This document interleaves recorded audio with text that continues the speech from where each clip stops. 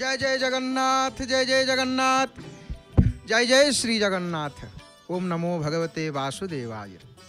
परमशास्त्र भागवत आपण माने श्रवण करुथिले। आज श्रीमद् भागवत दशम स्कंध गोपलीला 41 अध्याय रे आपण माने श्रवण करुथिले अक्रूरंक गोपपुर आगमन एवं रामकृष्णंकर अतिथि चर्चा।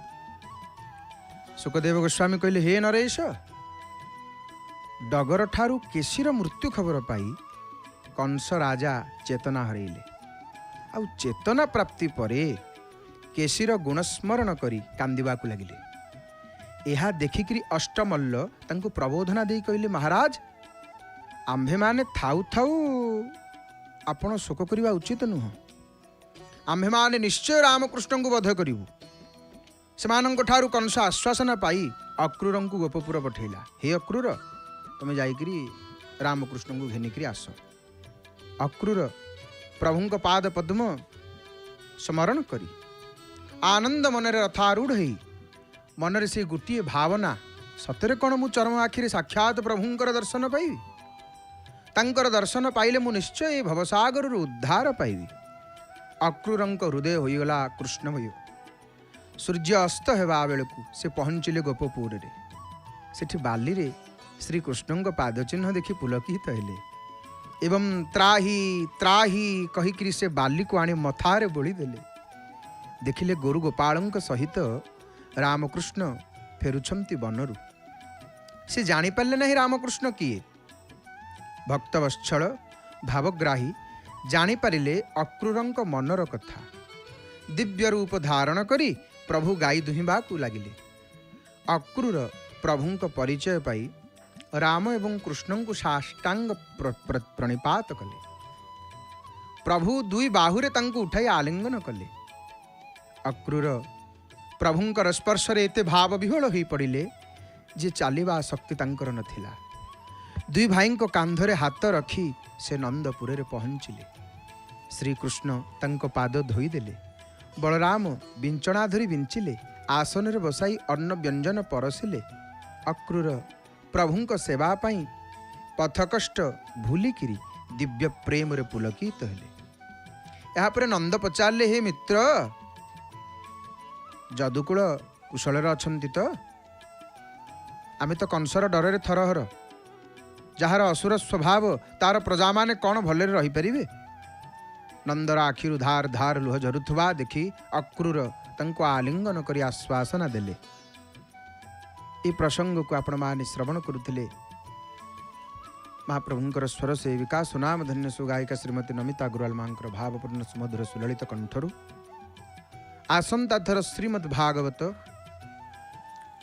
दशम स्कंध गोपलीला 42 अध्याय रे आपण माने जानिबे श्रीकृष्ण बलरामंकर मथुरागमन, गोपीमानंकर विलाप एवं अक्रूरंकर विस्मय। भीमस्यापि रणे भंगो मुनेरपि मतिभ्रमः यदि शुद्धम शुद्धम वा मम दोषो न विद्यते। प्रभुंक कथा शुणिले। भागवत शुणुथिले। भागवत जेतबेले श्रवण करिचे वर्तमान आसंतु से भाव महाभाव रे हजिजा प्रभुंकर दर्शन। संध्या समय दर्शन, संध्या दर्शन। आज पुणी मंगलवार, मंगलमय प्रभुंकर दर्शन, मंगलमय प्रभुंकर कथा श्रवण। आज आमे माने श्रवण करिबा रत्न सिंहासन रे श्री भूदेवी संपर्क रे। भूदेवी श्रीदेवी लक्ष्मी विषय आमे शुणुचे। अनेक तत्व तथ्य आपण माने शुणिचंती, किंतु भूदेवी विषय रे, जगद्धात्री माँ विषय आम टे कम शुणी था। आज आम से कथा को श्रवण करवा, किंतु टे प्रभु को जिते देखुचे, महाप्रभु को जिते देखुचे, पतित पावन नारायण को दर्शन करुचे। केड़े बड़ ठाकुर, केड़े बड़ दिह। सते कि ये जीव जीव वृंदावने जाई स्थान पाइब हे राधा गोविंद। एही सुदया मोठारे थिब हे राधा गोविंद। स्नान मंडप को देखते भक्त से कहीं छिड़ा होती ना यज्ञ वेदी स्नान वेदी नीलाद्रि भोजन गादी। यज्ञ वेदी स्नान वेदी नीलाद्रि भोजन गादी ये तीनटा जाक प्रभुंकर भोजन करिवार स्थान। प्रभु बसिकी भोजन करती। सुदर्शन एठी बाँ पटे रे महाप्रभु ये गोटे दिन आसती स्नान हुए आठी महाप्रसाद भोग प्रभु को लगी हुए अन्न भोग ये प्रभुंकर हुए महाप्रभुंकर केते भक्त किए स्नान मंडप बसी पड़ी आउ किए छिड़ा ही रही बड़ दाण्ड को किए देखुं कि प्रभुंकर से आसन को चका बैठी को मथा लगे दौरान से मुंड लगे दौरान प्रभु मो मुंड नईब जदि आपणकर चरण अरविंद जुगल प्रभु हे मणिमा तुम्हें न रखिले काहाकू कहिबी हे प्रभु पंकज मुख। आपण जदि न रखिए हे दुखी जना हे आश्रित जनवत्सल हे शरणागत परिबालक ठाकुर हे बड़ ठाकुर बड़ देउलर बड़ दिया आपण महाप्रभु आपण रक्षा करंतु। आमे आपण पाखक आसीचु आउ एही भाव रे दूर दूरांतर रही विश्वर कोण अनुकोण रही मोर बापा माँ भाई भौणी मैंने आपण मैंने जय जगन्नाथ टीवी सीधा प्रसारण में वर्तमान दर्शन करुँच सर्वादु ये अकिंचन आपण मानू तार हृदय गभीरतम प्रदेश विपुल श्रद्धा भक्ति सम्मान अर्पण करुच्ची। आपण मानू समस्त को जगन्नाथ महालक्ष्मी रूप से चिंता करी मु प्रणाम करुच्ची। महाप्रभु आपण मानकर मंगल करंतु घरे सुख शांति रहू समस्तंकर कल्याण हो मंगल हो यही भाव मन भितर आम रखा। प्रभुंकर केड़े सुंदर दर्शन करुचे संध्या समय जेहेतु ये समय प्रभु कौन कहवा आमे हे ठाकुरे तुम्हें न रखिले काहाकू कहिबी हे प्रभु पंकज मुख। किए बुझिब मो दुख रे कालिया किए बुझिब मो दुख आहे महाबाहु बलियार भुज भुज तले मोते रख। प्रभु मते भुज तले रखंतु कारण ये कलिकाल कलिजुग प्रभु कलिमल ग्रसित जीव कलिहत मानव आमे एते पूजा जप तप नियम व्रत आचार आम द्वारा हो पारुनि ठाकुरे आमे केवल जानिचु आपणंकु आपणंकर से दिव्य नाम को प्रभु आ कलिजुगर मध्य देखते एत सहज प्रभु करदे कलिजुग के वल नाम अधारा। ये कलिजुगर केवल जोड़िए जिनस आप जगिवे कौन ना गोटे हूँ नाम आ गोटे हूँ दान। दान नाम नाम कौन ना भगवानंकर नाम कलिजुग केवल नाम अधारा सुमिरी सुमिरी नार उत्तर ही पारा। भगवान कहले कलिजुग केवल मो नाम को जी आश्रा कर दिए सी भवसागर उतरी जाए। आ गोटे हूँ कौन ना आ गोटे हूँ दान।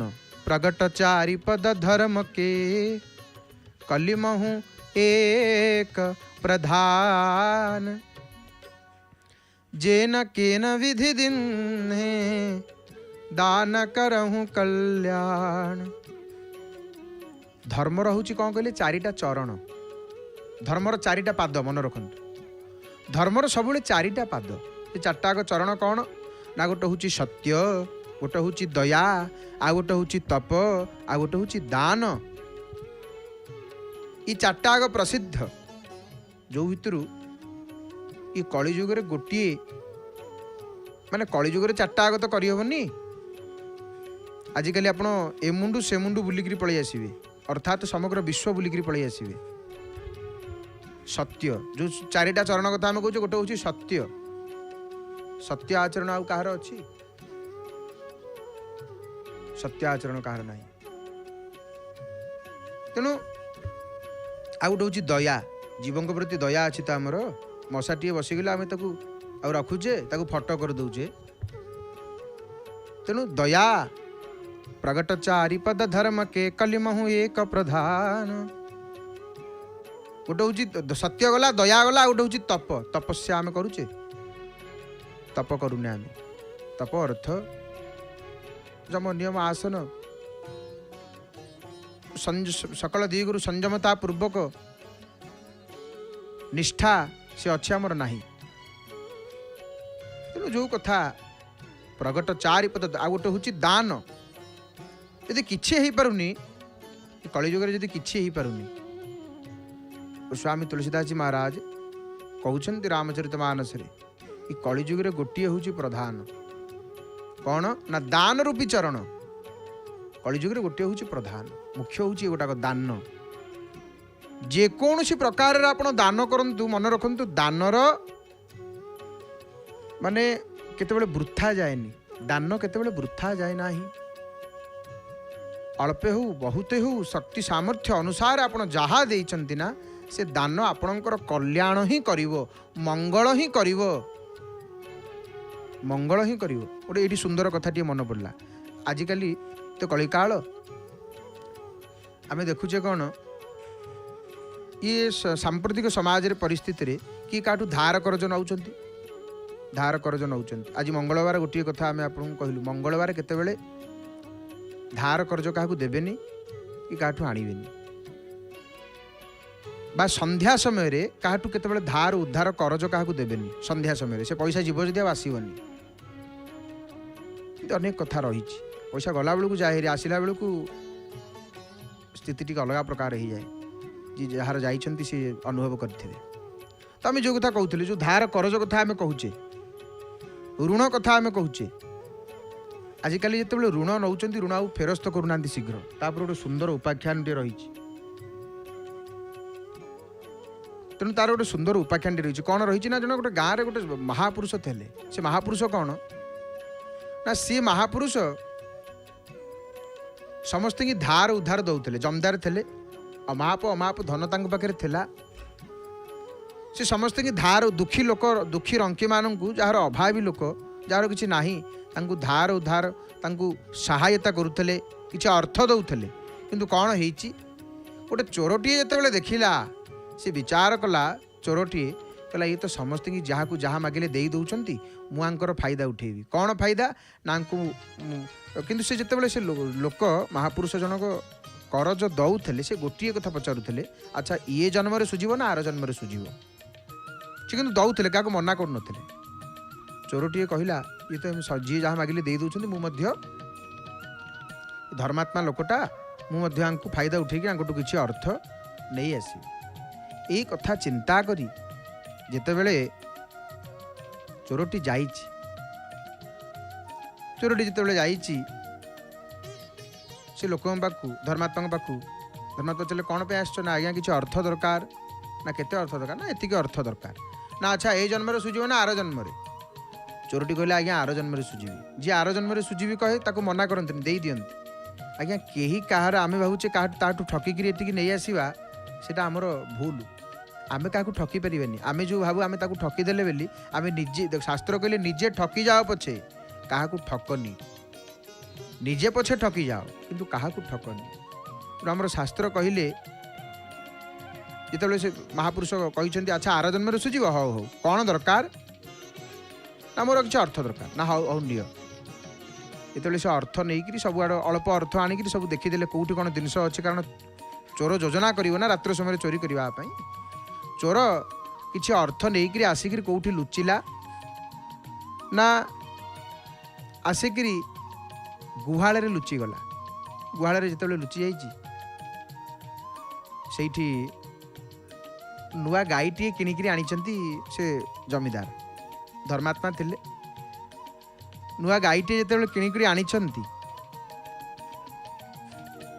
से गाय कारण पूर्व जुगरे एमती लोक थे पशुपक्षी जीवजंतु मान सब भाषा को बुझी पारुले पशुपक्षी मान भाषा को बुझी पारुले तेणु से समय ये विद्या किसी लोक अच्छा विश्व प्रत्येक देश में माने विशेष शक्ति पाखे अच्छी पशुपक्षी मान भाषा को बुझीजे से पशुपक्षी मानू जीव मानू से ट्रेनिंग दियंती प्रशिक्षण दियंती माछ मानू से ट्रेनिंग दियंती से भाषा बुझी जाती कौन से कहवाक चाहूँगी पशुटा हो पक्षीटा हो से भाषा बुझीजे हाथी की ट्रेनिंग देवे बाघ को ट्रेनिंग देवे सिंह को ट्रेनिंग देवे पूर्व सर्कस आप देखी केते कथा रही सब प्रशिक्षण दिखती से मनीष दिए ना आ किए दिए तेणु पूर्व काल ये विद्या पशुपक्षी मानकर भाषा को बुझीपारुले एमती लोक मैंने तो से चोरटी जिते जाकर गुहाल लुचि सी शुणुची से जोड़ा गाईंकर कथा से लोकंर जमीदार घर गुहाल दुईटी गाई नुआ गाईटी पचारुची पुराणा गाई की अच्छा तुम केते दिन है रही मालिक पाखे ना मोर 7 वर्ष हो ना हाँ 7 वर्ष जा हो ना कौन करी 7 वर्ष तो मत हो क्षीर नदेले मत दयालु लोक मत रखिंट ना अच्छा रखिंट हौ हौ ना तमें ना मु आरपट गाँव मत किणिक आनी ना अच्छा हौ नुआ गाईटी पचारा तमें 7 वर्ष है ना हाँ 7 वर्ष है ना कहीं ना मु पूर्व जन्म ये बाबूजी आमर भारी धर्मात्मा तो मु किसी अर्थ ठकिकी आर जन्म आनी कही आर जन्म सुझी बेली से जन्म मुझे दे नी ठकी देती आज गाईटीए होकर गुहाल रहीकि ऋण सुझुची चोर ये कथा सब शुणुची चोर सीधा सड़क दौड़ गला कहला आज्ञा आपण अर्थ धरतु मोर भूल हो जाइए दौड़ा आर अर्थ कौन कहार तात्पर्य कौन ना कहीं काठू नहीं कि जानती ना कहीं काठू किसी कहीं क्या ठकी पारे संसार रे अवश्य दिने ना दिने आमको सुझा पड़ो किंतु जो कथा शास्त्र कहले प्रगट 4 पद धर्म के कलिमहु एक प्रधान जेन के न विधि दिन है दान करहु कल्याण दान दानर एते महिमा जे दानर दान केतेबेले वृथा जाएनी दान आपण जीवंतु जेकोसी प्रकार से आपणकर कल्याण ही करिवो मंगल ही होता है ये शास्त्र कहले तो एते महिमा दानर एवं जो सुंदर कथा आम माने शुणुले दानर अनेक महिमा तो ये परम पावन पुरुषोत्तम क्षेत्र को आसिक कौन दान अन्न दान एवं दुखी रंकी लोक मान किसी दान करेंगे किसी दान करेंगे दानर अनेक महिमा दान ही देउथिव नित्य लोभन करी कदाचित दानर अनेक महिमा रही तो आम मैंने से प्रसंग को से कथा को शुणुले आसंता काली गजानन पूजा गणेश पूजा आसंता काली गणेश पूजा भगवान गजानन पूजा आपण माने करिवे विद्यार्थी जो माने पाठ पढ़ुंट विद्या अध्ययन करुँचे से गणेश को काली देखते दुब देवे दुब माने केतेटा अधिक संख्यार आप दुब देवे माने जोड़िए दुब कथा गोटे दुब केतेबेले देवेनी एवं लड़ू गणेश प्रिय हूँ लड़ू जो मोदक सहस्रेण जजती गणेश संपर्क में आसंता काली आमे माने अनेक कथा श्रवण करिबा भगवान गजानन संपर्क में तो महाप्रभु को संध्या समय आम कौन कहवा हे प्रभु आहे महाबाहु बलियार भुज भुज तले मते रख तुम्हें न रखिले काहाकू कहिबी हे प्रभु पंकज मुख हे बलियार भुज आपण न रखिले आउ काहाकू कहिबी पाप नासी धर्म रक्षा कर प्रभु जुगे जुगे अवतरी रे आपण तो जुगे जुगे अवतार नहीं रूप धारण कर हे महाप्रभु आपण ही करी सबु किछि करूछन्ति आपण से करी कराए से रखे से मारे से परा कौशल्या राम हाथ गोड़ नाही सबु से करई देखाए चका नयन देखाए चका नयन बलियार भुज महाप्रभु समस्त मंगल करंतु तो श्रीमंदिर भितर भूदेवी शुक्लां ब्रह्म विचार सार परमा माद्यां जगद्व्यापिनीं वीणा पुस्तकधारिणीम् अभयदां जाड्यन्धकारापहं हस्ते स्फटिकमालिकां विदधतीं पद्मासने संस्थितां वन्दे तां परमेश्वरीं भगवतीं बुद्धिप्रदां शारदां बुद्धिप्रदां शारदां। ये हूँ देउल भितर भूदेवींकर ध्यान, जगद्धात्रींकर ध्यान। अनेक सरस्वती बोली कहते भूदेवी तो श्रीदेवी भूदेवी भूदेवींकर संपर्क में अनेक कथा रही बड़देउल भितर। भगवती भूदेवी किए? भगवती भूदेवी जो सप्तधा विग्रह रही श्री भू माधव चक्र चक्र्यवनिभृ भद्राभिरभ्युज्वलम श्रीकंठ प्रमुखाखिला मरशिखा जुष्टांघ्रिपीठोत्पलम श्रीनीलाचल मौलिमंडन महा नीलायमानं महः श्रीभू माधरितस्मरं भवतु नः प्रत्युहत्युद्यतम। भूदेवी तो भगवती भूदेवी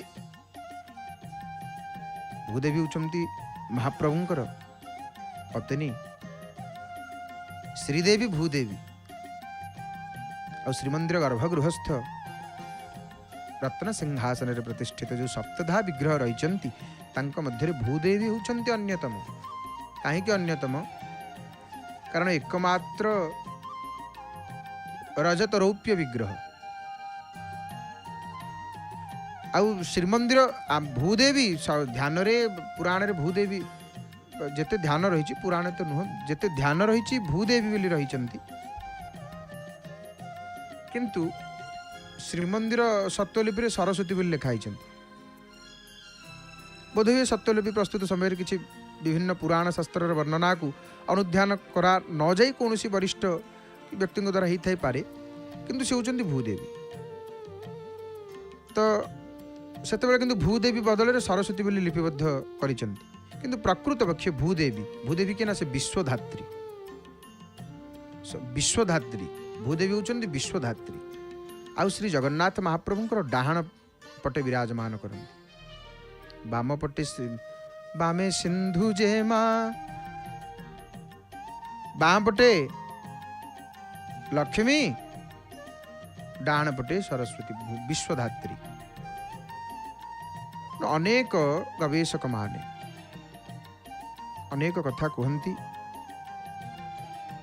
देखु रत्न वेदिस्थ ही प्रतिमा भूदेवी होती रौप्य निर्मित और शास्त्रानुसार भूदेवी धवल वर्णा आ भूदेवी धवल वर्णा हेतु तांकर प्रतिमा रूपारे निर्मित होई शास्त्र धला बोली शुक्लां ब्रह्म विचार सार परमा एवं तैत्तरीय संहिता आउ शतपथ ब्राह्मणर उल्लेख प्रकार आमर प्रजापिता ब्रह्मा बराह रूप धारण करी भूदेवी को उद्धार करते वैखानस आगम श्री ओ भूमि को विष्णुंकर पत्नी भाव अभिहित कराई वैखानस आगम शास्त्र सेमती श्री होती किए लक्ष्मी भू होती भूदेवी भूदेवी नारायणंकर पत्नी बोली अपामार्जन स्तोत्र उल्लेख रही अपामार्जन स्तोत्र ध्यायेन्नारायणं देवं शंखचक्र गदाधरं श्रिया भूम्या च संहितं गरुडोपरि संस्थितं। नीलाद्रि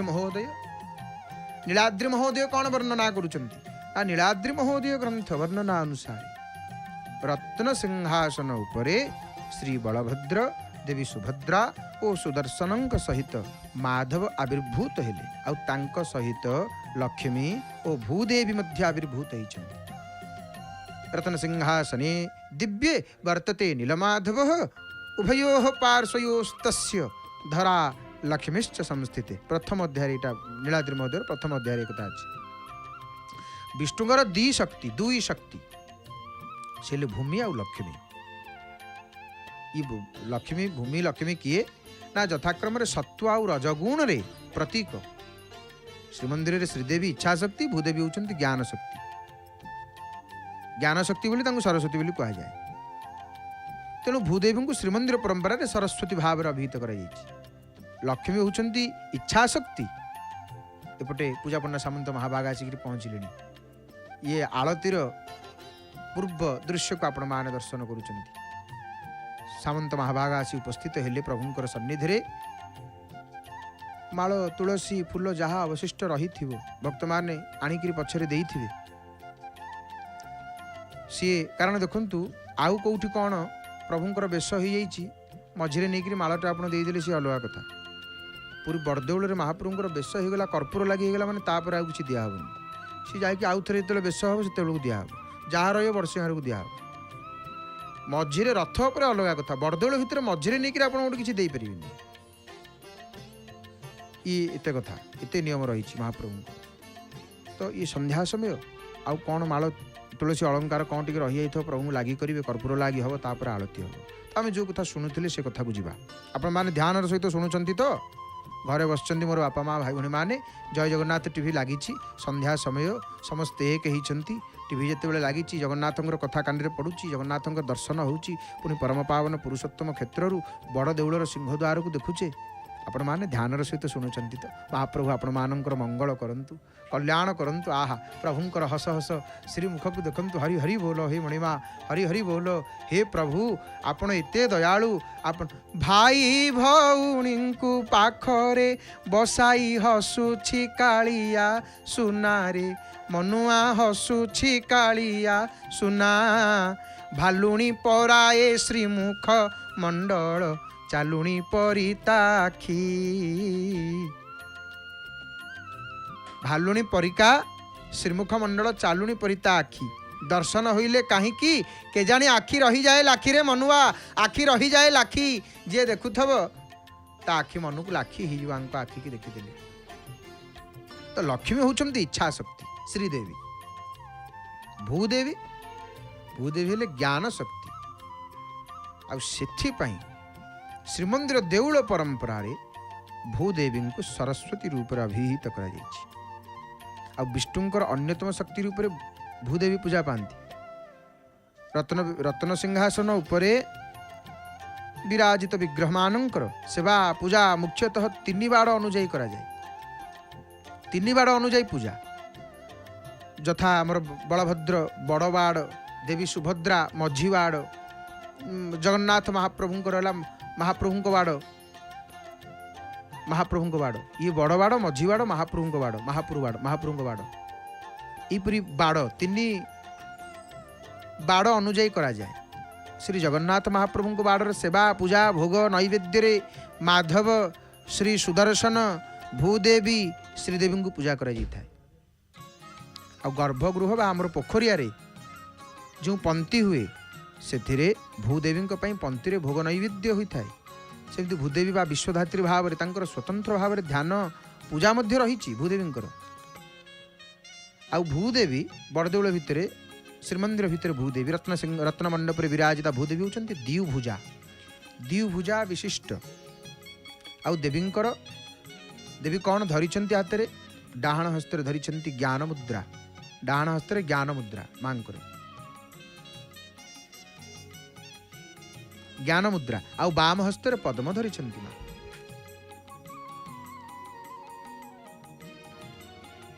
डाहाण हस्त ज्ञान मुद्रा एवं बाम हस्त पद्म मुद्रा शोभा पाउछि। डाहाण हस्त बां हाथ पद्म। आउ दैनंदिन नीति व्यतीत बाहर विजय नीति उत्सव आदि भूदेवी बा विश्वधात्री संपृक्त अटंती। चाप खेलिया को से भूदेवी प्रत्येक गुरुवार दिन सकाल धूप समापन पर आमर पुष्पालक श्रेणी महाजन सेवक माने सिंहासन श्रीदेवी भूदेवी को दक्षिण घर मदन मोहन आनी दक्षिण घर मदन मोहन आसवे से भूदेवी जी माजेना मंडप माजेना माजना हम सेठी चंदन यात्रा रे मदन मोहन सहित ई दुई प्रतिमा नरेंद्र सरोवर को यात्रा करी चापर अंशग्रहण करती दोल यात्रा दोल वेदी की जीवे आमर दोल उत्सव से अवसर में कौन कि चतुर्दशी दिन अग्नि उत्सव होता है सेठिकी जीवे पूर्णिमा दिन दोल वेदी को विजय हे चैत्र शुक्ल त्रयोदशी दिन दमन कचोरी नीति जगन्नाथ बल्लभ मठ को विजय ये विशेष उत्सव तथा नीति भूदेवी आज्ञामाल प्राप्त होकर विजय करि पुरुषावतार जगन्नाथ सहित प्रकृति स्वरूपिणी भूदेवी सर्वदा विद्यमान महाप्रभु पाखे प्रभुंर भूदेवी सरस्वती सी आ पर्वपर्वाणी रे महाप्रभुंर अर्चा विग्रह मदन मोहन जेमती सक्रिय अंशग्रहण माने लीला संगिनी भाव रे भूदेवी मध्य संलग्न ही रही भूदेवी महाप्रभु पाखे सब बेले एक भार्या प्रकृति रचला चंचला साद्वितीया प्रभु जानी जाई कहले प्रभु आपण तो बड़ देवल बसचंती हाथी दांत पलंक रे प्रभु शयन करुचंती आपणकर केते सेवा केते सेवक मणिमा आपण छेना खाईकिरी सर खाईकिरी प्रभु राबिड़ी रे हाथ धौचंती हे मणिमा आपण केड़े बड़ ठाकुर जगु बैठत खाए आपण भोजन करुचंती आपणकर कौन चिंता अच्छी प्रभु कहले कौन मोर चिंता अच्छी भक्त पचारा प्रभु आपणकर कौन चिंता भक्त प्रभु कहते भक्त को अरे देख शुणे मोर कौ चिंता ना कौन चिंता ना प्रभु ना रे भक्त एक भार्या प्रकृति रचला गोटे भार्या हूँ प्रकृति माने भूदेवी आउ जने लक्ष्मी चंचला साद्वितीया लीला कथा देखिले बड़ विचित्र तो देखो पूजा पंडा सामंत महाभाग ये सिंहासन उपरे जल पकई प्रक्षालन कर भल कि पोछी दौरान कारण जेहेतु उपरको उठी महाप्रभुंर वेश करुले यही तो श्रीमंदिर आचार शौच पवित्रता शुद्धता को नीति की देखिले जन आश्चर्य हो टिकिए कौन हो गले से भोग जीव पाताली हम पोता हम केते नियम एठी जो नियम आ कौटी अच्छी आठी सेवक मानकर जो भाव में निष्ठा पवित्रता आचार शुद्धता शौच आउ कौटी नहीं पूरी छाड़देला आउ कौटी नहीं केते पवित्रता केते निष्ठा ताऊ कहीं विलंब करिवा प्रभु को प्रणाम करी आसंतु संगीतमय परिवेश रे भक्त मानक परीक्षा नियई रही करी से श्रीक्षेत्र रे मंदिर रु आसी रथरे बसई शेष भाकिए वर्णिवरे तासंतु महाप्रभु को कहवा हे महाप्रभु आहे महाबाहु बलियार भुज भुज तले मते रखे तुम्हें न रखिले क्या कहि हे प्रभु पंकज मुख किए बुझीव मो दुख संगीतमय परिवेश आलती दर्शन करवा कंठदान करिसेंती महाप्रभुंकर स्वर सेविका सुनाम धन्य सुगायिका श्रीमती नमिता गुराल मांकर भावपूर्ण सुमधुर सुललित कंठ जय जय जगन्नाथ जय जय जगन्नाथ जय जय श्री जगन्नाथ।